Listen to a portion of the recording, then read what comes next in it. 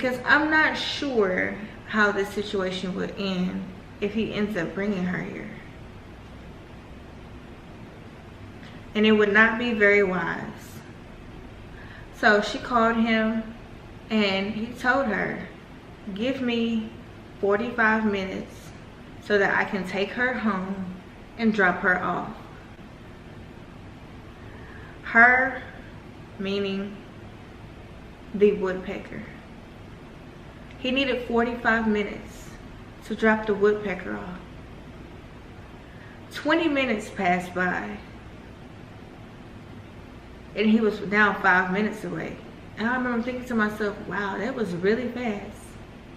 So his sister said, hey, let's go get the baby changed. I'll go to the bathroom with you, and after we finish changing him, I'm gonna pray with you so that you'll kind of be at peace when he gets here. Because we hadn't seen each other since November. I mean, my nerves or nothing like that was bad. It's just the fact that now the realization of your son is being here has really, really, really set in. We go in the bathroom, we get the baby. I see a little roach has just decided to drop a video about me and my fiance.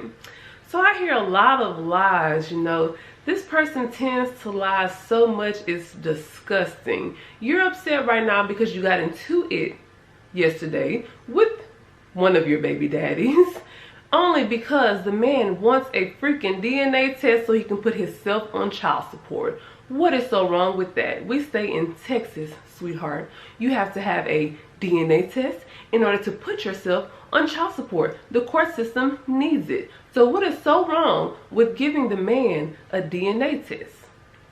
Next, you tend to just pop up when you want to pop up, right? Just like how you popped up at my mother-in-law house, even though you stay, what, 4 hours away, apparently. So you just pop up when you want. That's cool, you know, very cool. But you came with the baby. Yes, my man received the phone call. Yes, I encouraged him to go see the baby. But of course, he wants a DNA test. Once again, what is so wrong with giving the man a DNA test? Your son is being here has really, really, really set in. We go in the bathroom, we get the baby changed. And before I know it, he was there. We didn't even get a chance to even pray together. But I had done my own silent prayer, so whether we prayed together or not, I just knew that I was covered. I walk out of the bathroom. I look over to where Dion and Camden was sitting. They were also sitting next to his nephew, which is his sister's son.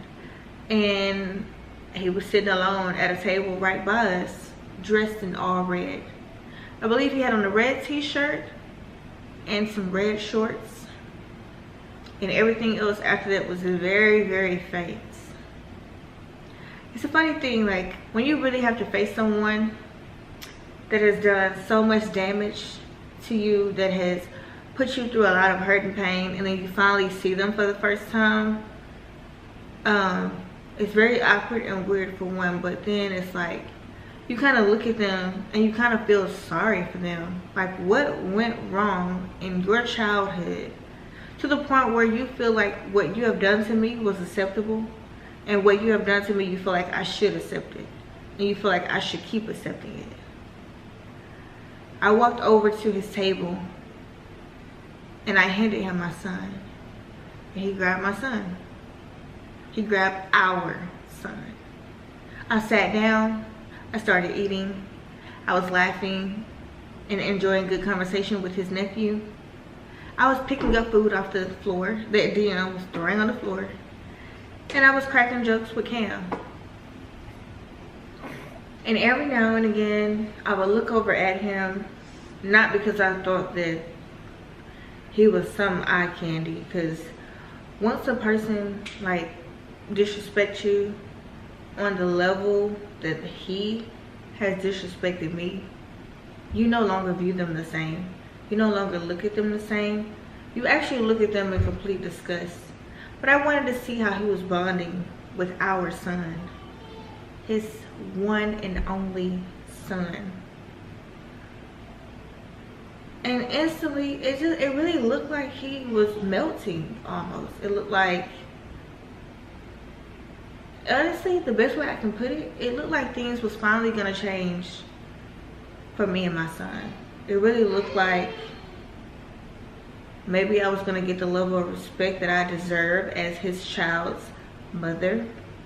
It looked like we was going to actually find a good way to co-parent, to be cordial only for the sake of the child. I do not want ever a relationship with this man, but I will definitely have a co-parenting relationship. Now I feel like my son, he deserves a father in his life. So I was willing to let go of my own feelings for this situation so that my son can have a father figure in his life. His mother got up and whispered in my ear, could he take a picture of our son? I had told my son's grandfather that I didn't want him taking a picture of our son because of his face. His face was, you know, pretty messed up from, you know, the severe eczema that we are going to go see a dermatologist for. And I told him that I was going to airdrop him a photo, and I did. Because at that point, I was a little ashamed that I did not have his number. I had deleted his number. I had deleted everything of his that was in my phone. Any pictures, text messages. 20 minutes later, it was time for him to go.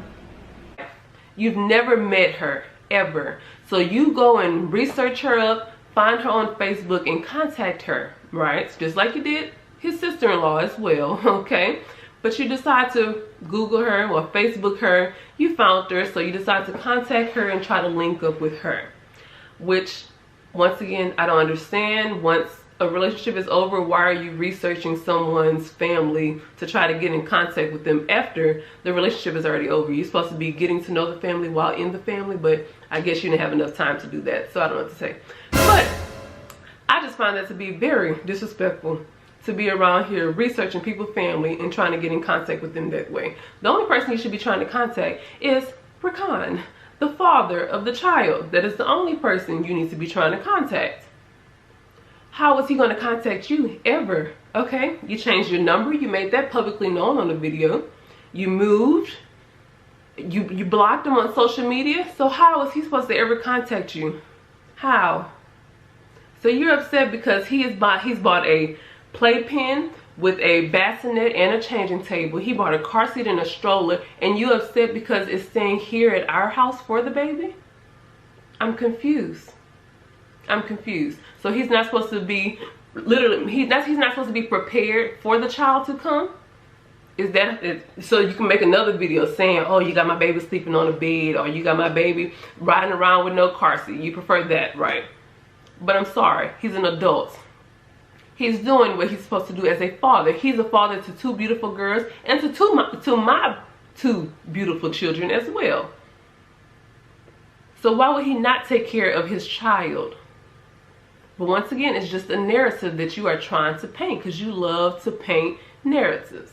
I was going to air conversation, but it wasn't possible, and you guys already know why. And she just told me that she was going to tell him, you know, that I had reached out to him and that she was going to inform him, because that day after that live, which would have been the 3rd, I ended up having to take him to the doctor, which we've been to the doctor at least 4 or 5 times already about his skin, because it was getting worse and worse by the second, and I wanted to keep him in the loop to let him know about things. And so later that day, I guess she had talked to him because I got a text from him and said that she relayed the message, and I kept it strictly about our son, as you guys have seen in the text message. Strictly about our son, nothing more, nothing less. Told him don't be afraid to reach out. Even sent him 4 or 5 pictures that I don't want to really reveal yet. And yeah, that was that. Now that me and my second child's father is back on good terms, and when I say good terms, I'm not talking about relationship status. I'm talking about cordial enough for our son meaning I can come drop him off at his house. He can come pick him up at my house. There's no animosity. We're forgiving each other. We're moving on. We're doing what we have to do for the sake of our child. Nothing more, nothing less. When he came to pick up Dion, he said that there was something that he needed to tell me, that he had been holding it in and he didn't know how I was going to react to it, but he just had to tell me. And I said, what? And he said he talked to Ricardo and the Woodpecker. And I said, what? You did what? He said, yes.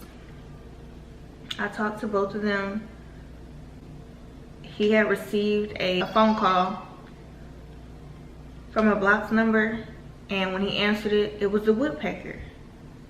And she said, Damien, wait before you hang up. Me and Ricardo want to talk to you. Ricardo told him that he wanted to squash things with him, that he wanted to meet up at a park or even at a nice restaurant on camera to squash things with him, to show the YouTube community that they can be grown adults about this situation. Damien said that he told him no, that is not a good idea, and that he's not going to do anything else to cause me even more pain, in which I had already been going through. He said that it had been almost a month since he had seen his son, and he was not trying to get on my bad side, because he wants to be a part of his son's life. The Woodpecker overstepped her boundaries again and brought up child support, referencing when she told him to put himself on child support, which I would have never put him on child support because he gives more than enough money.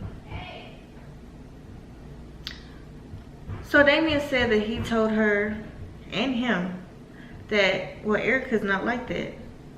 She's not gonna put you on child support as long as you're doing right by her.